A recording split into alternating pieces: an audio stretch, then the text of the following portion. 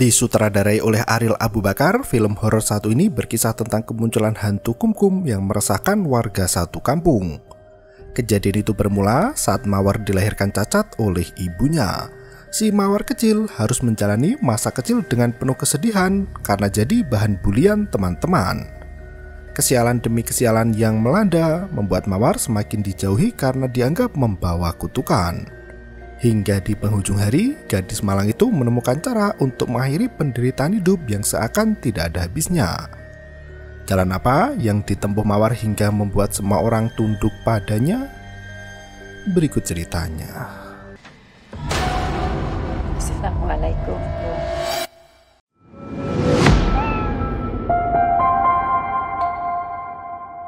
Seorang wanita buruk rupa masih bersikeras untuk menemui jin ahli sihir penunggu gua setelah melanggar perjanjian. Wanita itu hendak meminta ilmu lebih untuk menaklukkan seluruh jagat raya dengan kecantikannya. Jin ahli sihir yang dulu pernah membantu kini tak lagi mau berurusan dengan si wanita buruk rupa. Wanita itu terus merengek dan tak mau pergi sebelum keinginannya dituruti. Ia kembali berjanji akan melakukan apapun agar wajahnya menjadi cantik seperti dulu kala. Jin ahli sihir memberikan satu kesempatan namun dengan syarat yang tak lagi mudah.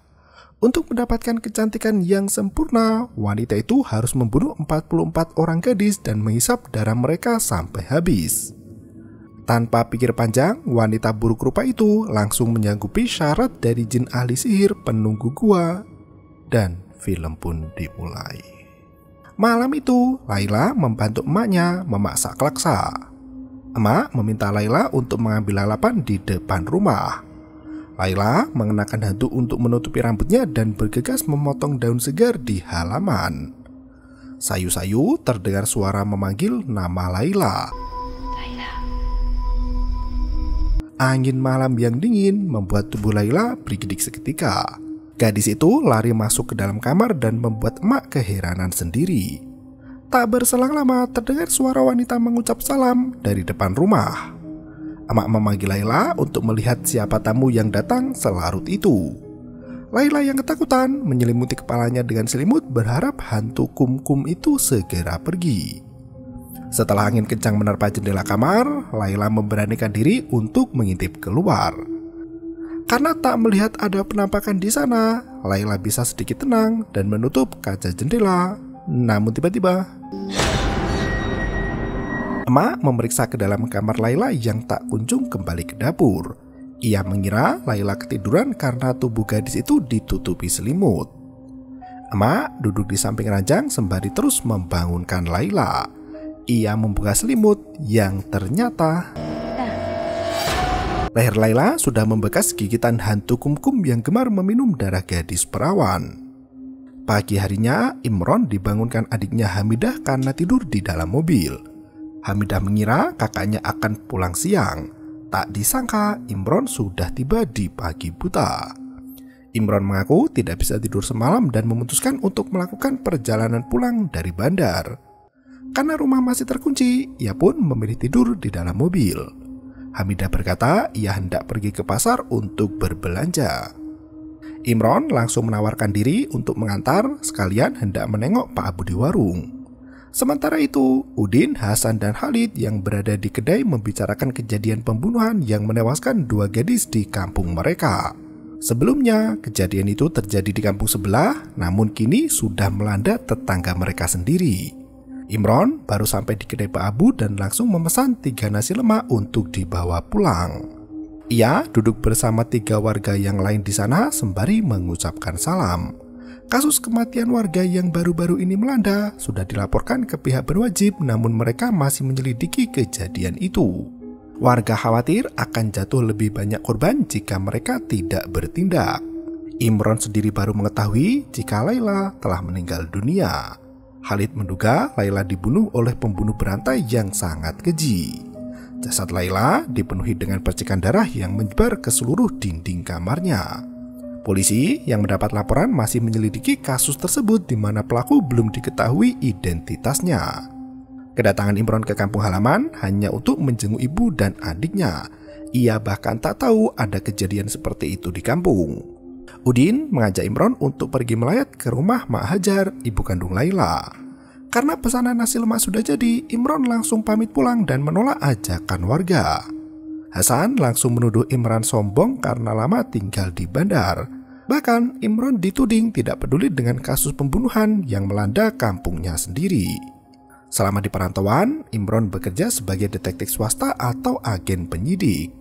Pak Abu menasihati ketiga warga kampung itu untuk tidak membicarakan keburukan orang lain. Apalagi yang mereka tuduhkan tentang sikap Imron itu belum tentu benar. Mereka langsung melenggang pergi untuk melayat ke rumah Mak Hajar. Di tempat lain, Imron sudah kembali pulang dan memanggil emaknya untuk makan nasi lemak bersama. Hamidah datang dengan 2 minuman keheranan melihat 3 nasi bungkus. Ternyata Imron lupa jika emak mereka sudah pergi dari rumah untuk tinggal bersama suami barunya. Hamidah menuturkan tak ada nasi lemak yang lebih enak dari buatan ibunya. Imron menanyakan kisah Laila yang mati terbunuh pada Hamidah. Gadis itu berkata jika jasad Laila ada luka kecil tepat di leher samping dekat urat nadi. Midah meyakini kematian Laila bukan karena dibunuh, melainkan diganggu iblis. Imron langsung terhenyak dan berkata di zaman modern tak ada yang namanya hantu. Hamidah menegaskan jika kejadian serupa tak hanya sekali, namun sudah pernah terjadi juga di kampung sebelah. Semua korban meninggal adalah gadis cantik yang masih perawan. Imron berdalih pelaku pembunuhan itu adalah pembunuh berantai yang sakit hati karena cintanya ditolak atau disebabkan oleh dendam lainnya. Hamidah meminta abangnya itu untuk ikut memikirkan nasibnya yang bersendirian di dalam rumah. Gadis itu takut akan dijadikan sasaran pembunuhan selanjutnya. Sekelebat bayangan hitam melintas di jendela hingga membuat Imron terkesiap. Pria itu melenggang pergi ke rumah Mak Hajar untuk mengungkapkan bela sungkawa. Bersama Haris, Imron masuk ke kamar Laila untuk memeriksa jika ada tanda pembunuhan. Anehnya, tak ada sedikit goresan pun yang menandai perlawanan dan perkelahian. Haris sebenarnya tak terlalu percaya dengan hantu, namun melihat kondisi jasad Laila yang mati secara misterius, ia tak bisa mengatakan jika itu pembunuhan.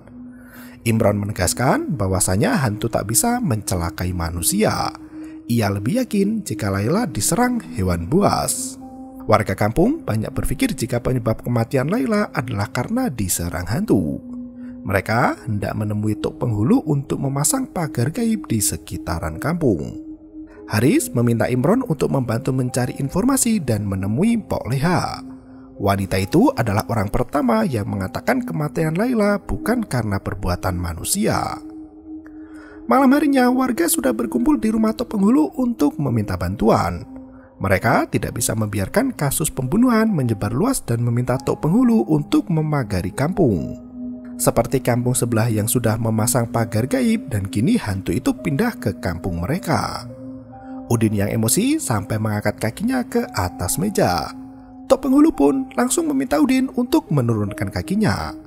Tok penghulu berkata jika ia akan mencari bomo sakti yang bisa memagari kampung dengan sangat aman. Sementara itu ia menghimbau pada semua gadis di kampung agar tetap berada di rumah dan jangan pergi malam hari.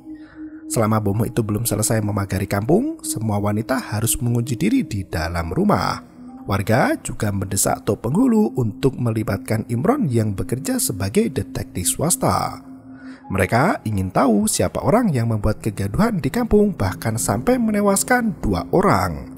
Di tempat lain, 2 gadis kampung berjalan pulang setelah sholat berjamaah di masjid. Mereka membicarakan sosok hantu berjubah hitam dengan wajah buruk rupa yang meneror warga. Saat berjalan sambil bercerita, sosok wanita berjubah hitam itu muncul di depannya. Hantu itu mengucapkan salam hingga membuat 2 gadis kampung ketakutan. Di waktu yang sama, Hasan pulang ke rumahnya setelah rapat di rumah tok penghulu. Ia melihat seorang wanita duduk di anak tangga dengan menggenggam kipas. Ia menepuk pundak wanita itu yang ternyata Pok Leha, istri Hasan, sengaja menunggu suaminya pulang dengan mengenakan masker pencerah wajah. Hasan sampai terkejut melihat wajah istrinya itu. Di tempat lain, Halid dan Udin mengeluhkan kondisi malam yang mencekam di kampungnya. Tak disangka, dua gadis yang pulang dari masjid berlarian sembari berkata ada hantu wanita. Khalid langsung lari meninggalkan Udin dengan membawa kunci motornya. Udin terpaksa ikut lari hingga hantu wanita itu muncul di balik semak belukar. Hasan yang baru melepas sepatu untuk masuk ke dalam rumah merasakan hawa dingin yang menusuk dan membuat bulu Roma bergetar.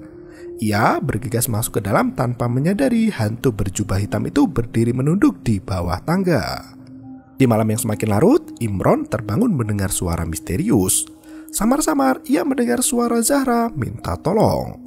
Imron bisa melihat sosok wanita jongkok di pojokan dengan memuntahkan banyak darah. Imron terbangun dari mimpi buruknya di mana pagi sudah mulai menjelang. Saat melintas tengah sawah menggunakan sepeda motor, Imron berpapasan dengan sosok wanita berjubah hitam yang cantik jelita.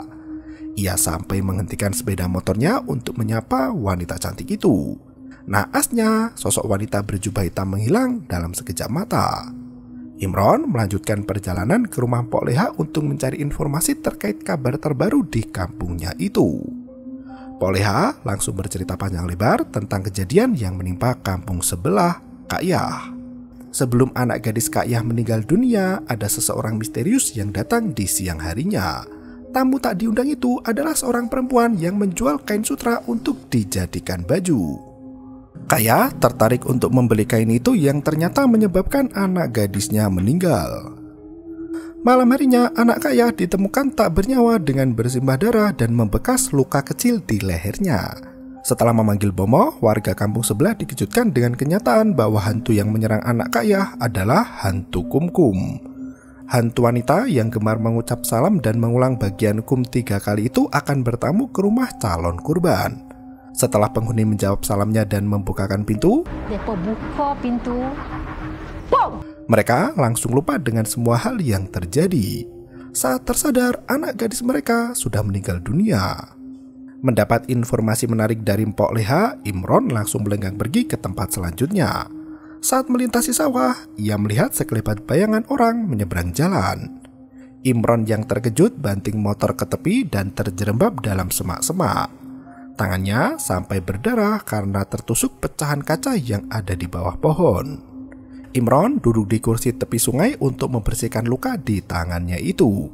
Ia teringat dengan masa lalu Zahra yang selalu merawat dirinya dengan tulus ikhlas. Meski Zahra mengidap penyakit mematikan, ia selalu mementingkan kesehatan Imron hingga tak peduli dengan kesehatannya sendiri. Lamunan Imron buyar saat seorang wanita berjubah hitam menyambanginya. Wanita cantik itu menawarkan bantuan untuk mengobati luka di tangan Imron.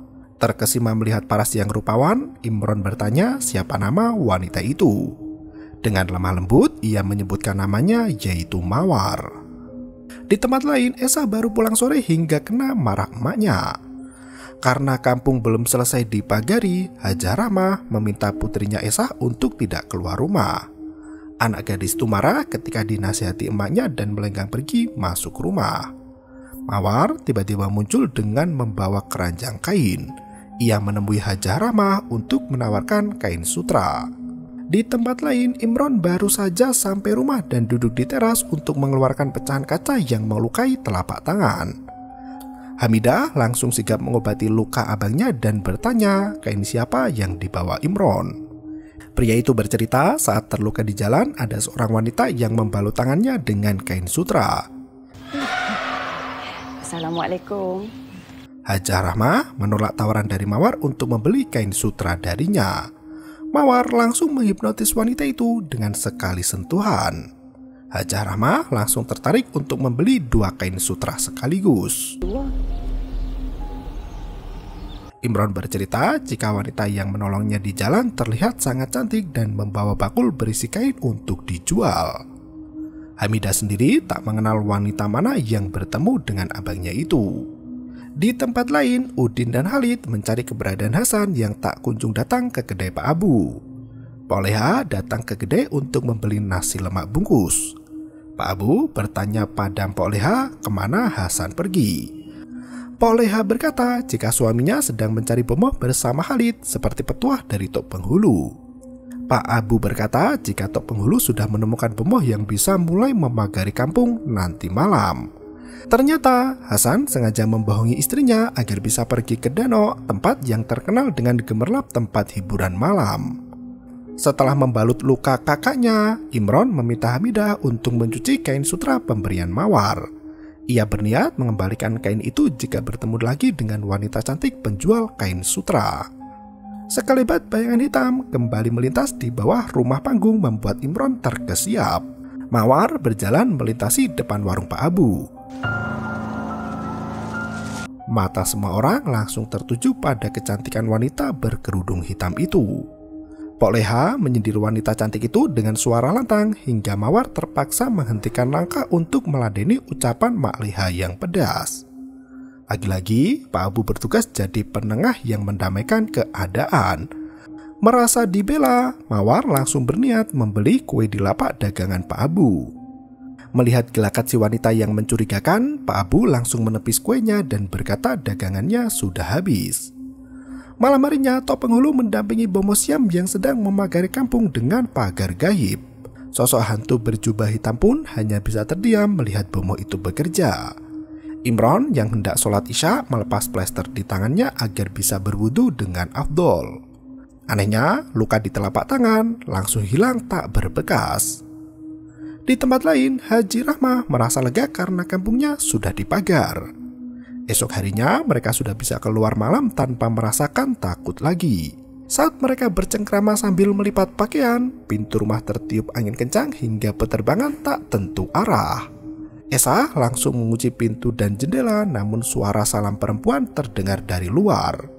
Hajah Rahmah langsung refleks menjawab salam itu sembari berjalan mendekati pintu. Esa yang ketakutan mengingatkan emaknya untuk tidak membukakan pintu. Hajah Rahmah yang berpikir kondisi telah aman pun membuka pintu rumah dan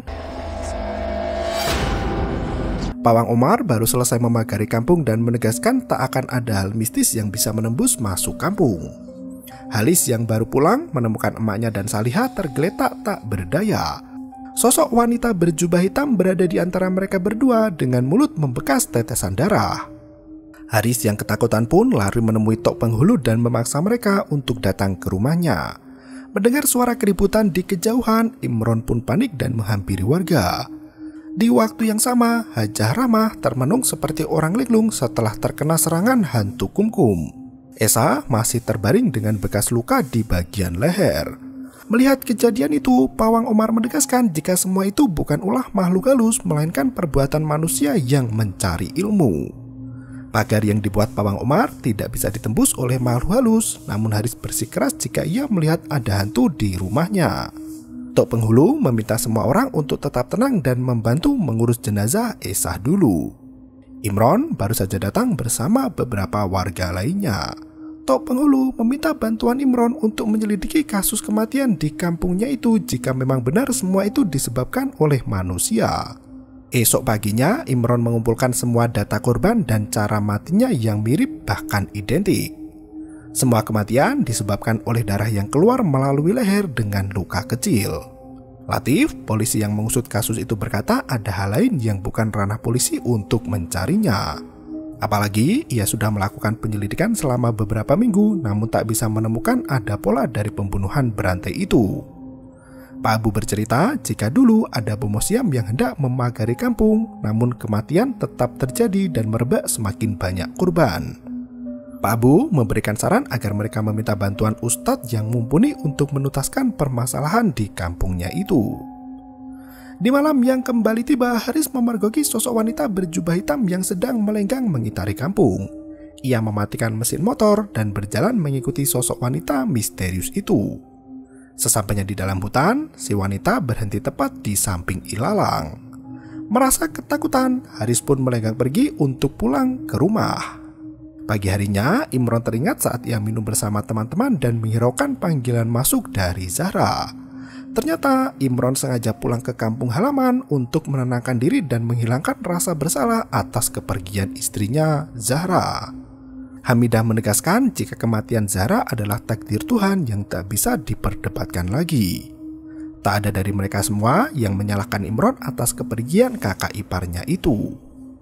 Haris datang berkunjung dan membawa Imron ke dalam hutan. Ia menceritakan kejadian semalam yang melihat wanita berjubah hitam. Imron berjalan memasuki hutan, namun Haris tiba-tiba menghilang. Ia mengucap istighfar berulang kali hingga tiba-tiba Haris menuturkan bahwa semalam wanita berjubah hitam itu berada di depan rumah Aini. Di tempat lain, Mawar sudah berada di rumah Aini hendak membawakan kain pada emak Aini. Pak Abu muncul dan langsung mengusir wanita itu. Mendengar lantunan ayat kursi yang dibaca Pak Abu, Mawar semakin marah dan murka. Pak Abu mengusir wanita itu dengan kasar hingga sosok Mawar menghilang begitu saja. Emak Aini yang terkena hipnotis pun dibacakan ayat kursi dan kembali sadar. Haris dan Imron yang berada di rumah Hajah Rahmah masih membicarakan sosok wanita berjubah hitam yang sering berkeliaran di sekitar kampung. Rahmat berkata, sebelum Esah diserang hantu, ia bertemu dengan wanita itu dan membeli 2 helai kain sutra. Setelah membeli kain, Rahmat tak bisa mengingat apa-apa lagi, sampai akhirnya tersadar setelah putrinya tiada. Imron mulai yakin wanita berjubah hitam yang dimaksud adalah Mawar. Saat Imron melenggang pulang, ia kembali melihat Mawar yang duduk sendiri di tepi sungai. Ia menyapa wanita itu yang terlihat bersedih hati. Mawar berkata jika semua orang di kampung menfitnahnya dengan tuduhan keji. Ia juga mengeluh kain sutra yang dijual tak ada yang mau membeli. Mawar berkata banyak wanita tak suka pada dirinya karena kecantikannya itu dinilai menggoda suami orang. Terutama Pok Leha yang terus melukai hatinya dengan kata-kata. Imron mencoba menghibur wanita itu dan berkata jika tidak salah maka tak perlu merisaukan omongan tetangga. Abang tahu kan siapa perempuan tu? Ia tampak kesal karena Imron tidak menangkap wanita berjubah hitam itu. Imron menjelaskan ia tak bisa menangkap orang tanpa bukti yang valid dan lengkap. Haris langsung menduga jika Imron terkena pelet wanita itu seperti apa yang dikatakan Pak Abu. Siapapun yang melihat senyuman dan mendapat sentuhan dari wanita itu akan langsung terhipnotis. Haris bersikeras akan membuktikan sendiri bahwasanya memang Mawarlah pelaku yang telah membunuh adiknya Esah. Malamnya, Tok Penghulu menemui Pak Abu untuk mendengarkan pendapat. Pak Abu mengungkapkan jika kampung mereka sudah dipagari, namun hantu itu berada di kampung sehingga tak bisa keluar. Ia meminta Tok Penghulu untuk memanggil ustadz yang bisa menghalau jin jahat dari kampungnya. Ia pun tak setuju dengan perbuatan syirik yang membuat manusia kehilangan separuh keimanannya. Ia meminta agar semua warga kembali pada Allah dan berserah padanya. Di tempat lain, Haris nekat menunggu Mawar di dalam hutan. Tak berselang lama, Mawar berjalan kaki masuk kampung menuju ke rumah Aini. Emak Aini yang sudah tidur mendengar suara salap dari luar hingga ia pun terbangun. Ia heran siapa orang yang bertemu di malam yang sangat larut. Emak membangunkan Aini sembari melenggang pergi untuk membukakan pintu. Karena tak ada siapapun di depan rumah, emak mengunci kembali ke pintu rumahnya untuk lanjut istirahat malam. Tiba-tiba, Assalamualaikum. karena emak tak kunjung kembali ke kamar, Aini memeriksa kondisi emaknya yang sudah pingsan di dekat pintu. Mawar langsung menghampiri Aini dan menghipnotis gadis itu sampai tertidur lelap. Dengan jarum kecil di tangan, Mawar bersiap menyantap mangsa barunya. Seketika itu, dengan segenggam beras kuning, Haris membacakan takbir dan melempar beras itu ke tubuh Mawar. Wanita itu menjerit kesakitan hingga sosoknya menghilang tanpa bekas. Pagi harinya, Haris menceritakan hal itu pada Imron. Bahkan emak Aini pun menuturkan hal yang sama terkait wanita berjubah hitam itu. Haris meminta Imron untuk menelisik ke dalam hutan dan menemui Pak Abu jika terjadi sesuatu. Ia sendiri mendapat beras kuning itu dari Pak Abu. Sebelum mengambil sikap untuk menangkap Mawar, Imron mengajak Haris untuk menemui warga dan mengumpulkan informasi sebanyak-banyaknya. Ternyata Mawar memang dikenal sebagai wanita penjual kain di siang hari. Namun pada malam harinya, Mawar melancarkan aksi menghisap darah para gadis muda. Imron menemui Pak Abu untuk meminta pendapat. Pak Abu sempat menasihati Haris agar tidak bertindak sendirian karena wanita itu sangat berbahaya. Kali ini mereka tidak berhadapan dengan manusia biasa. Wanita itu sudah terperangkap dalam kampung dan tak bisa keluar karena ada pagar gaib. Hanya ada satu cara menghentikan teror kematian di kampung, yaitu dengan mengusir wanita itu. Pak Abu memperingatkan Imron untuk tetap kuat iman karena wanita itu sengaja memperdaya mata menggunakan kecantikan paras dan kelembutan sikap. Imron meminta doa dari Pak Abu agar bisa menangkap wanita itu. Pak Abu memberikan secari kertas berisi ayat Al-Quran yang ditulis dengan tangan. Ia meminta Imron untuk membawa kertas itu saat berhadapan dengan Mawar agar tidak terlena dengan sihirnya. Siang itu juga, Imron langsung melenggang ke hutan dan melihat Mawar berjalan membawa keranjang kain sutra.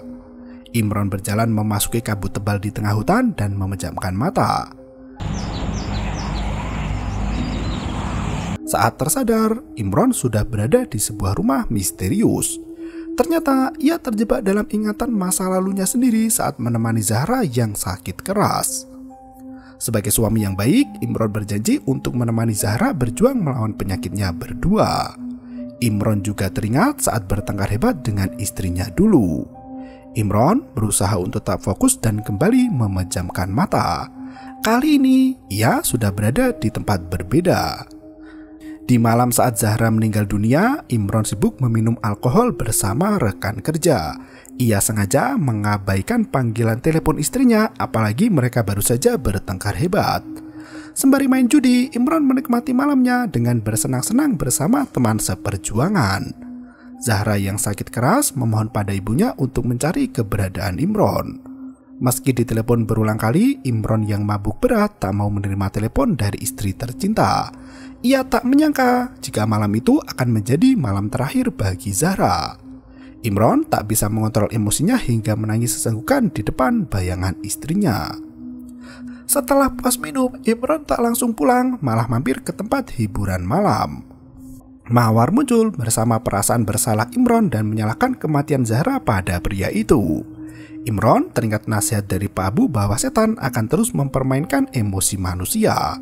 Ia berusaha menepis semua perasaan bersalah dan menguatkan tekad untuk menyelesaikan permasalahan warga. Mawar masih terus menghasut pikiran Imron sembari tertawa cekikikan penuh kejahatan. Imron berteriak mengucap takbir hingga kembali ke dalam hutan. Hai Mama. Imron dibuat pingsan dan dibawa oleh Mawar ke tempat jin ahli sihir penghuni gua.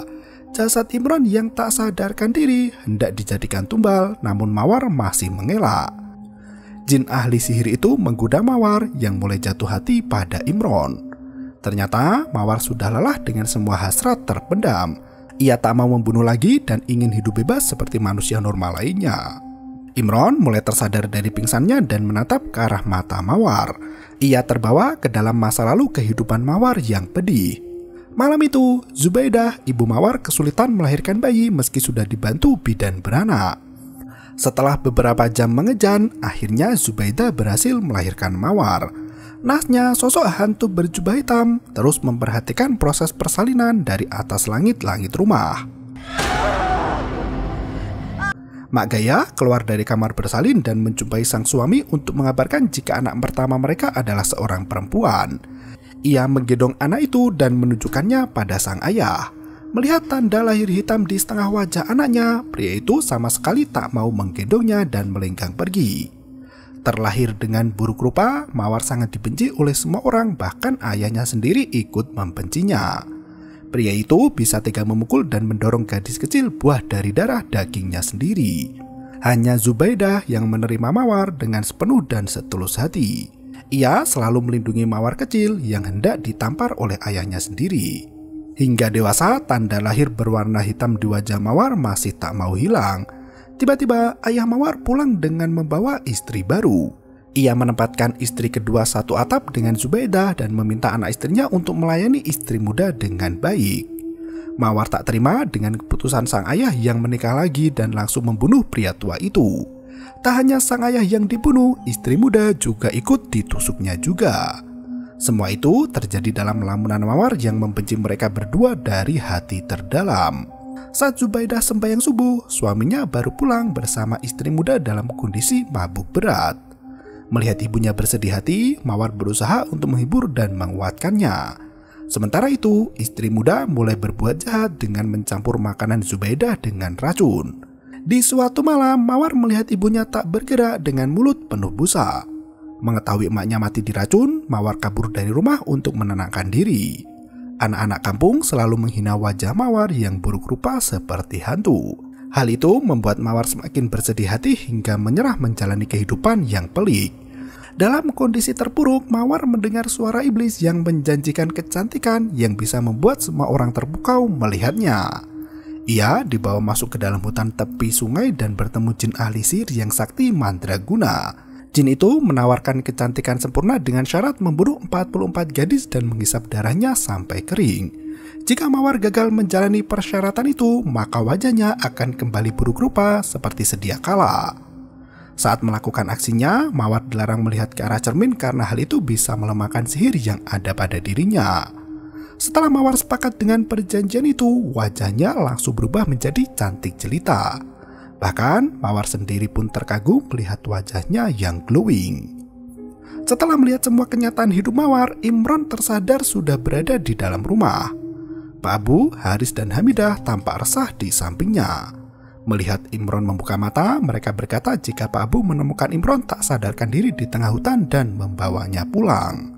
Pak Abu berkata tubuh Imron berada di dalam gua dengan kondisi sangat lemah tak berdaya. Imron teringat dengan Mawar dan berkata jika wanita itu tinggal di dalam gua. Saat Pak Abu ke sana, ia sama sekali tak melihat ada orang. Pak Abu menegaskan bahwasanya Mawar menuntut ilmu yang salah. Wanita itu bukan lagi manusia biasa karena sudah membuat perjanjian dengan iblis. Imron bersikeras hendak bertemu Mawar untuk terakhir kalinya. Ia pun menunggu di tepi sungai seperti biasa, namun Mawar tak kunjung datang. Imron sampai bertahan menunggu di tepi sungai beberapa hari hingga rela tak makan dan minum. Haris menjumpai Imron dan berkata jika Mawar sudah tidak kelihatan berkeliaran di sekitar kampung. Haris membujuk Imron untuk pulang, namun pria itu masih bersikeras menunggu. Di suatu malam saat Imron hendak pulang, motornya tiba-tiba mogok dan Mawar sudah berdiri di sampingnya. Mawar meminta maaf atas perbuatannya selama ini. Ia mengaku terpaksa membuat kesepakatan dengan jin karena keadaan yang diderita sejak kecil. Imron menceritakan kisah hidupnya di mana emaknya pergi dari rumah setelah menikahi pria kaya raya. Ternyata emak Imron adalah wanita yang menjadi istri muda ayah Mawar. Sosok wanita itu langsung menghilang entah kemana. Haris dan teman-temannya heran melihat Imron yang berbicara sendiri di tepi sungai. Mawar menangis, menatap cermin hingga tanda lahir di wajahnya kembali muncul. Hamidah khawatir dengan kakaknya yang belum pulang juga. Terlihat cahaya lampu berkedip menerangi rumah. Ia keluar untuk memeriksa, namun tak ada siapapun di sana. Saat kembali ke dalam rumah, tiba-tiba Imron pulang terheran melihat Hamidah yang menatap penuh benci. Hamidah membuatkan kopi untuk Imron dan berkata jika emak Imron telah merampas kebahagiaan emaknya. Hamidah yang dirasuki Mawar berkata hendak membalaskan dendam emaknya. Aku nak balas dendam. Allah! Untungnya Pak Abu dan Haris datang di waktu yang tepat. Hamidah mulai mengerang histeris di mana Imron dan Haris sigap menahan tubuhnya. Pak Abu membacakan doa untuk meruqyah Hamidah yang kerasukan setan. Seketika itu, sosok Hamidah berubah menjadi Mawar yang buruk rupa. Pak Abu mengusir iblis wanita itu untuk pergi jauh dari kampungnya. Seketika itu, Hamidah jatuh lemas tak sadarkan diri. Pagi harinya, Imron berkemas-kemas untuk kembali ke bandar dan membawa Hamidah untuk ikut bekerja di sana. Sementara itu, Haris juga berpamitan hendak pindah ke rumah kampung lain bersama ibunya. Pak Abu menegaskan jika Mawar tak akan kembali ke kampung apalagi warga lebih rajin beribadah pasca kejadian teror hantu kumkum. Hamidah mengajak kakaknya sholat zuhur di masjid sebelum bertolak ke luar kota. Di tempat lain, Mawar melenggang pergi ke dalam gua untuk menemui jin ahli sihir. Ia memperbarui perjanjian dengan jin untuk membunuh 44 gadis dan menghisap darah mereka. Sesampainya di kota, Hamidah tinggal di rumah Imron dan tak sengaja menjatuhkan foto pernikahan kakaknya di ruang tamu. Imron menemukan sepucuk surat di belakang foto itu yang ditulis oleh istrinya sebelum wafat. Zahra mengungkapkan bahwa ia akan selalu mencintai Imron hingga akhir hayat. Di kampung lain, Pawar kembali melancarkan aksinya menjadi hantu kumkum. Kali ini ia menggendong bayi untuk memikat belas kasihan dari calon korbannya dan film pun berakhir.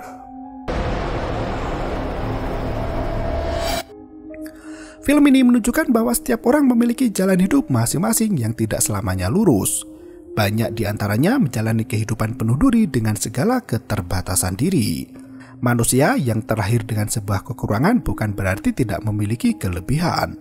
Akan lebih baik jika berpikir positif terhadap takdir yang digariskan Tuhan agar senantiasa mendapat petunjuk melangkah ke jalan yang lurus. Setelah dilanda teror hantu kumkum, warga kampung berbondong-bondong meramaikan masjid dan memperdalam ilmu agama. Selain memperkuat ukhuwah, mereka juga mendapat hikmah di mana hidup manusia tak bisa lepas dari pertolongan Allah. Terima kasih dan sampai jumpa. Yo, bermau, itu ketarep.